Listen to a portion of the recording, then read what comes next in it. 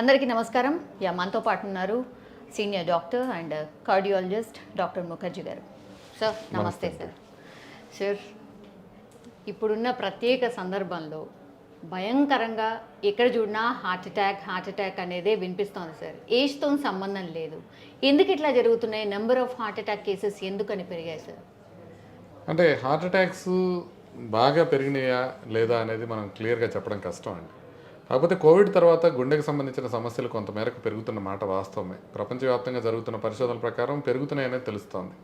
అయితే మనకి కనబడుతుంది బాగా ఏంటంటే సడన్ కార్డియాక్ అరెస్టులు పెరిగిపోయినాయి. అంటే అకస్మాత్తుగా ఉన్నటువంటి కుప్పకూలిపోవడం అనేది చాలామందిని చూస్తున్నాం. అది చాలా బాధాకరంగాను భయం కలిగించేదిగానే ఉంటుంది.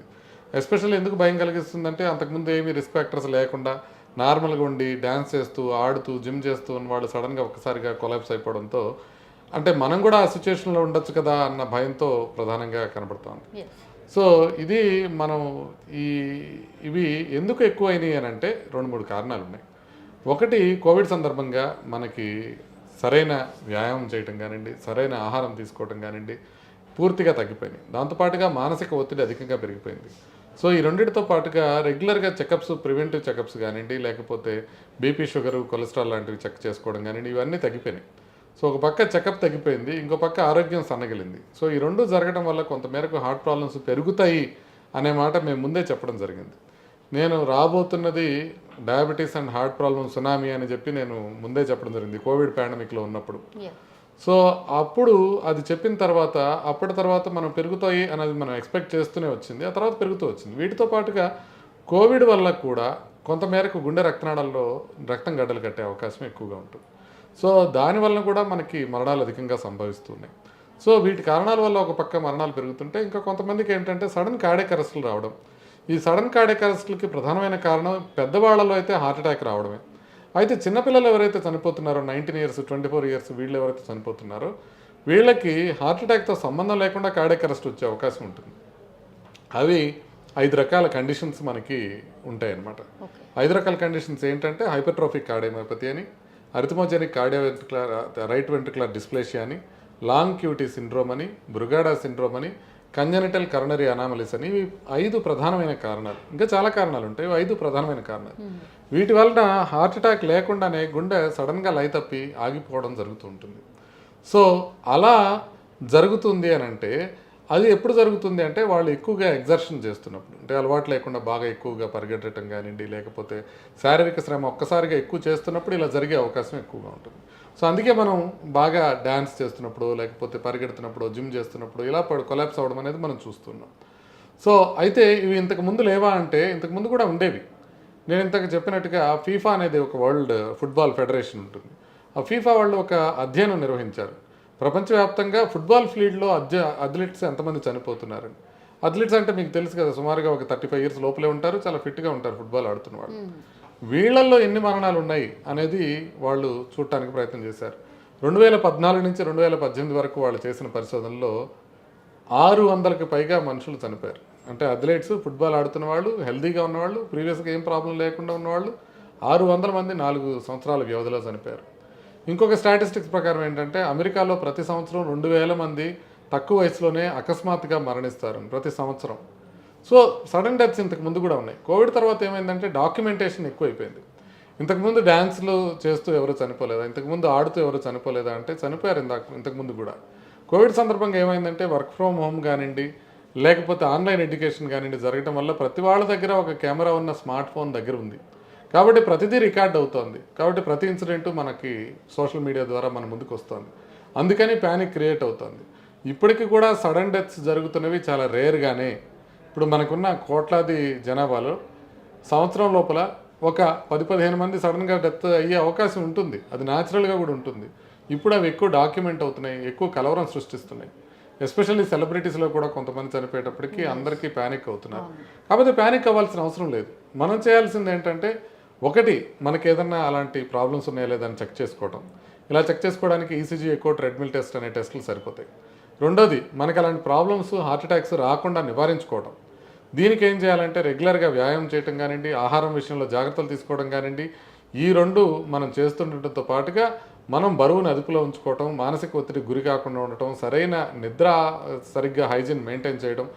సో వీటితో పాటుగా మనకి బీపీ, షుగర్, కొలెస్ట్రాల్ ఉంటే వాటిని కనుక కంట్రోల్ పెట్టుకోవడం, ఇవన్నీ మనం చేస్తూ ఉండటంతో పాటుగా వ్యసనాలకు పూర్తిగా దూరంగా ఉండాల్సిన అవసరం ఉంది. స్మోకింగ్ చేస్తుంటే మానేయటం, ఆల్కహాల్ తీసుకుంటుంటే తగ్గించుకోవటం, ఇంకా కొకైన్ లాంటివి ఏమైనా తీసుకుంటుంటే పూర్తిగా మానేయటం, ఇలాంటివి మనం చేయాల్సిన అవసరం ఉంది.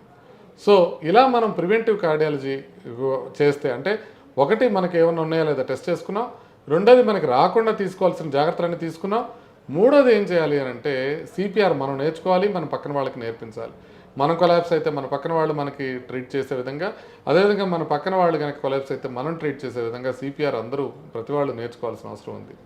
నాలుగోది ఏంటంటే ప్యానిక్కి ఖచ్చితంగా దూరంగా ఉండాలి. ప్యానిక్ వలన మనకి ఇంకా ప్రాబ్లమ్స్ పెరిగే అవకాశం ఉంది కానీ తగ్గే అవకాశం లేదు. ఇంకొకటి ఐదోది ఏంటంటే మనం ఎవరైనా అకస్మాత్తుగా చనిపోయినట్లయితే వీళ్ళకి మనం పోస్ట్ మార్టమ్స్ నిర్వహించమని మనం ప్రభుత్వాన్ని రిక్వెస్ట్ చేయాల్సిన అవసరం ఉంది. ఎందుకంటే అకస్మాత్తుగా చనిపోతే వాళ్ళకి ఎందుకు చనిపోయారని తెలిస్తే వాళ్ళ సిబ్లింగ్స్ని కాపాడుకునే అవకాశం ఉంటుంది, వాళ్ళ బ్రదర్స్ అండ్ సిస్టర్స్ని.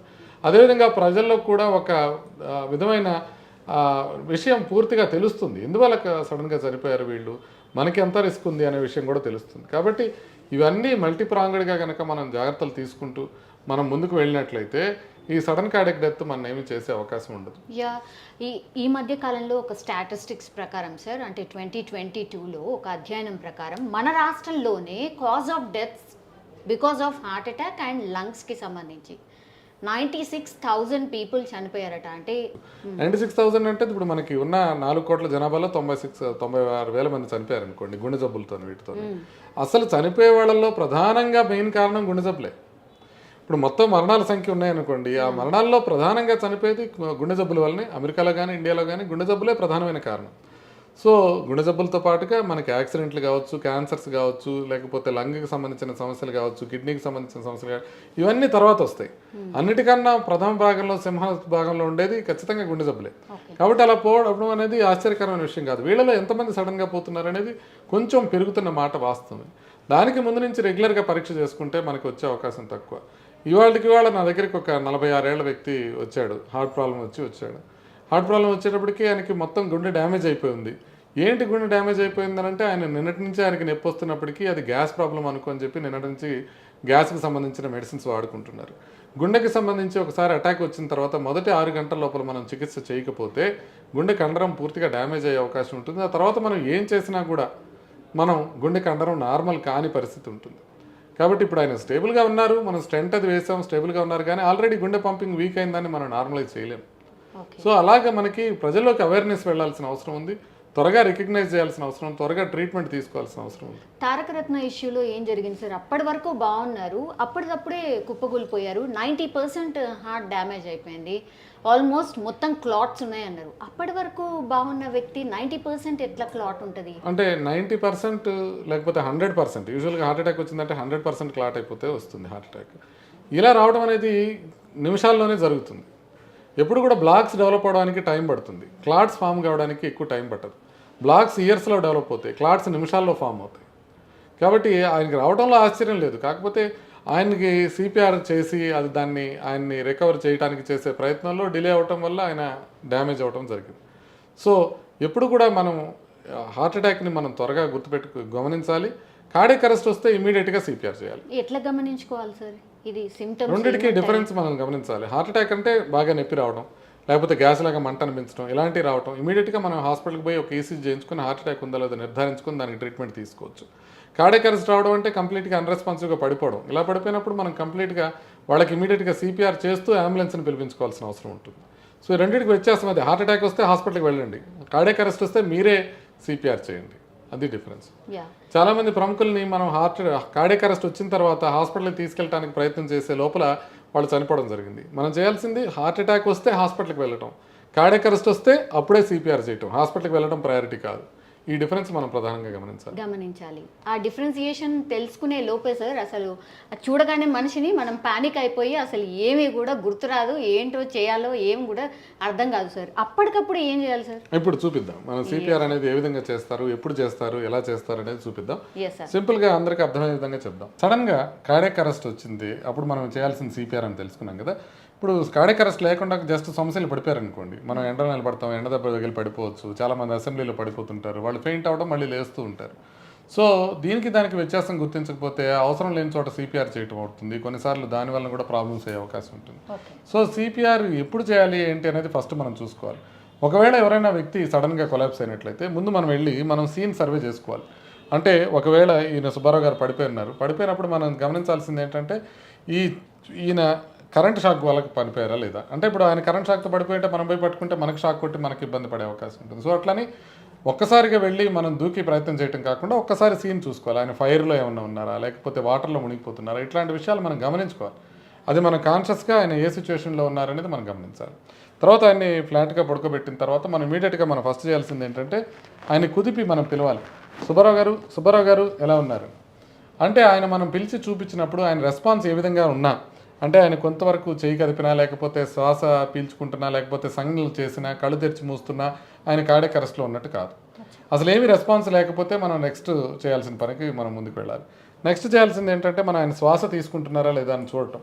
శ్వాస తీసుకుంటున్నారా లేదా అని ఎలా చూస్తాం అంటే మన చెవి ఆయన ముక్కు దగ్గర పెడతాం, ప్లస్ ఆయన ఛాతి వైపు చూస్తాం. సో ఇలా పెట్టి ఇలా చూస్తాం. అలా చూసినప్పుడు మనకేమవుతుందంటే ఒకవేళ ఆయన శ్వాస తీసుకుంటుంటే చెస్ట్ పైకి లేచి కిందకి వెళ్తూ ఉంటుంది. ఆయన ఉచ్ఛ్వాస నిశ్వాసాలతో చెస్ట్ కదులుతూ ఉంటుంది. అది మనకు కనపడుతుంది. అదేవిధంగా శ్వాస తీసుకునేటప్పుడు ఆ ముక్కులోంచి వచ్చిన గాలి మనకు చెవికి తగులుతుంది. అదేవిధంగా ఆ ముక్కులోంచి వచ్చిన గాలికి మనకు వినపడుతుంది ఆ సౌండ్. సో ఈ మూడు లుక్, లిజన్ అండ్ ఫీల్ అంటారు అనమాట. అలా మనం ఒకసారి చూసిన తర్వాత ఆయన శ్వాస తీసుకుంటున్నారా లేదా అని మనకు డౌట్ తెలిసిపోతుంది. తర్వాత మనం ఆయనకి పల్స్ చూడాలి. పల్స్ చూడటానికి ఏంటంటే ఇక్కడ మధ్యలో గొంతు మధ్యలో ఉండేది యాడమ్స్ యాపిల్ అంటాం అనమాట. దీనికి రెండు వైపులా కెరటిడ్ అనే ఆర్టరీ ఉంటుంది. సో ఈ మజిల్కి ఈ మధ్యలో ఉండే యాడమ్స్ యాపిల్కి మధ్యలో ఉంటుంది. ఇలా రెండు యువతల 3 వేలు కానీ లేకపోతే బటన్ వేలు ఇలా కానీ పెడితే ఎవరికైనా కెరటిడ్ పల్స్ తగులుతుంది. సో మనం పెట్టుకొని చూసుకోవచ్చు మనకు కూడా. సో అది మనం ఇక్కడ పెట్టి చూడాలి. ఒకసారి మనం అక్కడ చూసిన తర్వాత మనకి పల్స్ కనుక తెలియకపోతే ఈ 3 కలిపి మనకి 10 సెకండ్లు మాత్రమే తీసుకోవాలి. సుబ్బారావు గారు అని గాలి పీల్చుకోవడం, తర్వాత కెరటిడ్ పల్స్ చూడటం, త్వరగా చూసేయాలి. త్వరగా చూసేసిన తర్వాత మనం ఏం చేయాలంటే సిపిఆర్ స్టార్ట్ చేసే ముందు మనం పేరు పెట్టి పిలిచి మీరు అంబులెన్స్ని తీసుకురమ్మని చెప్పాలి. పక్కన ఎవరైతే నిలబడుకున్నారో వాళ్ళని అంబులెన్స్ పిలవండి, ప్లస్ డీఫిబ్రిలేటర్ అంటే ఏఈడి లాంటిది ఇలాంటి పరికరం ఉంటే తీసుకురండి. సో అంబులెన్స్కి ఫోన్ చేసి ఏఈడి తీసుకురండి అని చెప్పి మనం సిపిఆర్ మొదలుపెట్టాలి. సిపిఆర్ మొదలుపెట్టేటప్పుడు ఏం చేస్తామంటే మధ్యలో ఇక్కడ మనకి బ్రెస్ట్ బోన్ ఉంటుంది. బ్రెస్ట్ బోన్ అంటే ఛాతీకి మధ్య భాగంలో పైనుంచి కింద వరకు ఉండే బోన్. ఇది పొట్ట దగ్గర ఉండదు, బోన్ ఉండదు. సో పొట్టకి పైన దాని బోన్ ఎడ్జ్ ఉంటుంది. ఆ ఎడ్జ్ దగ్గర మనం చూసుకొని అక్కడి నుంచి ఒక 2 ఫింగర్స్ వదిలేసి ఆ తర్వాత మన ఎడమ చేతిని ఆయన ఛాతీ పైన పెట్టాలి మధ్యలో. ఎప్పుడు కూడా మనం ప్రెస్ చేసేటప్పుడు ఛాతీకి మధ్యలో చేయాలి, ఎడమ వైపు కాదు. సో ఛాతీకి మధ్యలో చేయాలి. అది కూడా హీల్ ఆఫ్ ది హ్యాండ్ అన్నమాట, ఇక్కడ నుంచి. సో ఇక్కడ పెట్టిన తర్వాత ఇలా పెట్టిన తర్వాత కుడి చేతిని ఎడమ చేతి పైన పెట్టి మనం ఇలా ముందుకు వచ్చి ఉండాలి. అంటే మనం స్ట్రైట్గా ఉండాలి. అంటే ఈ ఎల్బోస్ లాక్ చేసి ఉండాలి. ఎల్బోస్ స్ట్రైట్గా పెడితే లాక్ అయినాయి. సో అలా పెట్టి దాన్ని ఇలా లాక్ చేసి దాన్ని ముందుకు వచ్చి అప్పుడు మనం ప్రెస్ చేయాలి. అట్లా ప్రెస్ చేయాలి.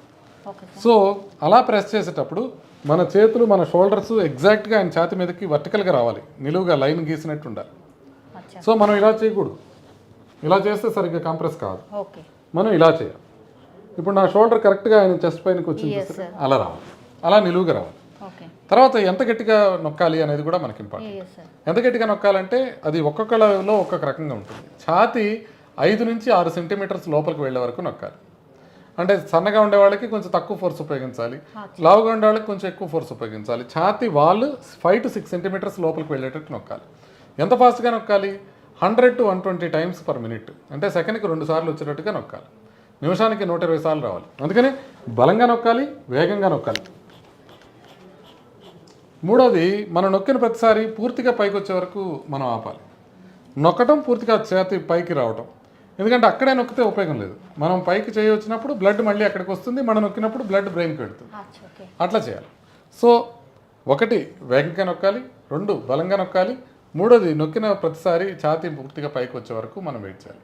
సో ఇలా 120 టైమ్స్ చేస్తూ మౌత్ టు మౌత్ బ్రీతింగ్ ఇస్తే మౌత్ టు మౌత్ బ్రీతింగ్ ఇవ్వచ్చు. ఇది లేకపోతే మనకు తెలియని వాళ్ళు ఎవరైనా ఉన్నారు అక్కడ, లేకపోతే వామిటింగ్ చేసుకున్నారు, మనం ఇవ్వలేని పరిస్థితిలో ఉంటే ఓకే, కంప్రెషన్స్ మాత్రమే చేయొచ్చు. అలా కాకుండా మనకి వాళ్ళు బ్రీతింగ్ కనుక మనం ఇవ్వగలచ్చు అని అనుకుంటే మనం ఎలా బ్రీతింగ్ ఇవ్వాలంటే దీన్ని హెడ్ టిల్ట్ చిన్ లిఫ్ట్ మాన్యువర్ అంటారు. అంటే తల మీద కొంచెం వెనక్కి నొక్కి గడ్డం పైకి పట్టుకొని లిఫ్ట్ చేసినప్పుడు దీన్ని హెడ్ లిఫ్ట్, టిల్ట్, చిన్ లిఫ్ట్ అంటారు. ఇలా లిఫ్ట్ చేస్తే ఎయిర్వే ఓపెన్ అవుతుంది. ఆ ఎయిర్వే ఓపెన్ అయిన తర్వాత మనం ఆయన ముక్కుని ఇలా పట్టుకొని ఇలా మన పెదాలతో వాళ్ళ పెదాలని కంప్లీట్గా ఎన్సర్కిల్ చేసి 1 సెకండ్ పాటు ఊదాలి. అచ్చా. మనం బలంగా తీసుకుని ఊదక్కర్లా, మనం నార్మల్గా తీసుకొని ఊదాలి. అట్లా 2 సార్లు ఊదాలి. 30 సార్లు నొక్కటం, 2 సార్లు ఊదటం, 30 సార్లు నొక్కటం, 2 సార్లు ఊదటం. ఈ పని చేస్తూనే ఉండాలి అంబులెన్స్ వచ్చే వరకు. It's continuation process. ఇదేదో ఒకసారి చేసేది కాదు, నడుములు పడిపోతాయి, కష్టపడి చేయాలి, కష్టపడి చేస్తున్నాను, అంబులెన్స్ వచ్చే వరకు చేయాలి. సో ఒకవేళ ఏఈడి పరికరం కనుక అందుబాటులో ఉంటే, ఇప్పుడు మన కేటీఆర్ గారు చెప్పినట్టు ఇది మనకి హైదరాబాద్ మొత్తం అందుబాటులోకి వచ్చే అవకాశం ఉంది. ఈ పరికరం కనుక ఉంటే దీన్ని ఫస్ట్ మనం ఏం చేస్తామంటే దీన్ని మనం దీంట్లోంచి బయటకు తీయాలి. ఇక్కడ ఎక్కడైతే పెట్టుందో ఈ పెట్టెలోంచి ఈ ఏఈడి పరికరాన్ని బయటకు తీయాలి. ఓకే. బయటకు తీసిన తర్వాత దానికి నార్మల్గా ఏంటంటే ఇలా పెట్టేసి ఉంటాయి అన్నమాట. దీనికి ఇలా అటాచ్ చేసి ఉంటుంది. ఇది ప్యాడ్స్ అనేవి ఉంటాయి. సో దీన్ని మందు బయటకు తీసి ఫస్ట్ దానికి పవర్ ఆన్ చేయాలి. అలా పవర్ ఆన్ అవుతుంది.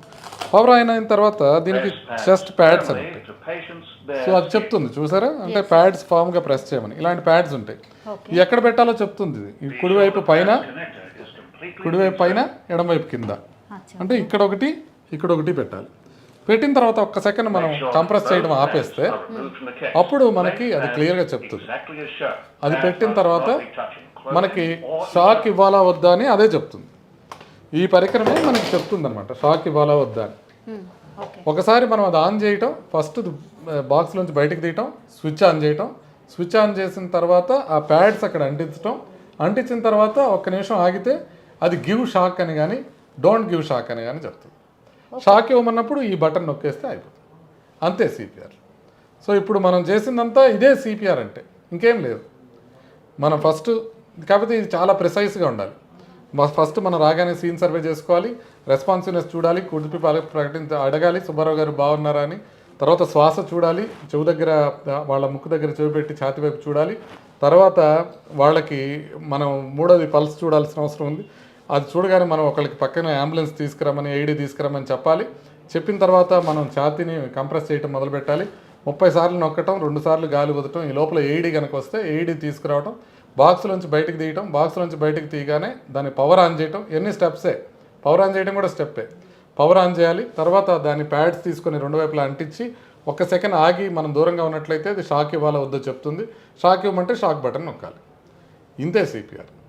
కాకపోతే చాలాసేపు చేయాలి, ఫిజికల్లీ ఎగ్జాస్టింగ్ ఉంటుంది. అందుకనే ఒకళ్ళు చేయలేనప్పుడు ఇంకొకళ్ళు చేయాల్సిన అవసరం ఉంటుంది.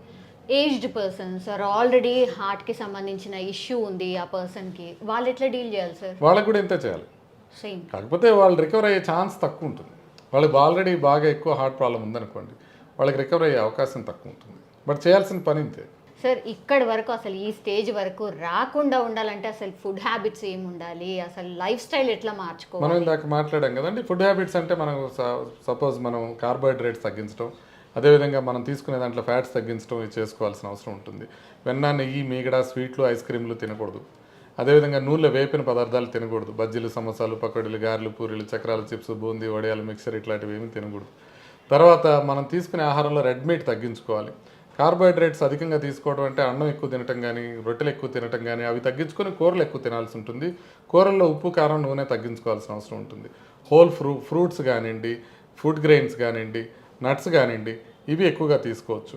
సో వీటితో పాటుగా మనం వ్యాయామం చేయటం కూడా ముఖ్యం. ట్రాన్స్ ఫ్యాటీ యాసిడ్స్ కూడా పూర్తిగా అవాయిడ్ చేయాలి.